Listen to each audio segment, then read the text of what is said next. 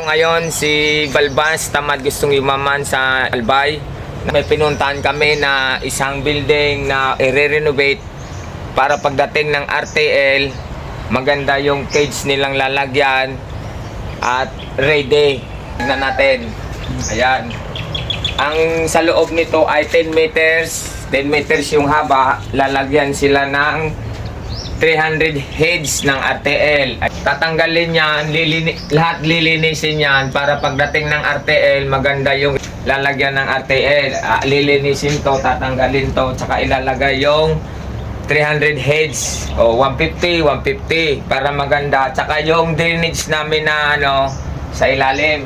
Flooring to, flooring. Okay, so flooring. May septic tank na to, may septic tank para malinis yung ng ipot. Saan itatayo yung septic tank? Dito sa malayo yung septic tank diyan para dire-diretso yung yung daloy ng tubig. Saka yung ipot, yung septic tank. Malawak naman itong paligid. Yung kubo nila tingnan mo Okay, so aayusin pa yung kubo. Aayusin pa yan yung kubo. Kaya Balbas, parang sobra to sa 10 meters. 10 meters, lampas to 12. Ng kulungan. Gagawa pa ng kulungan. Capacity 300 head. 300.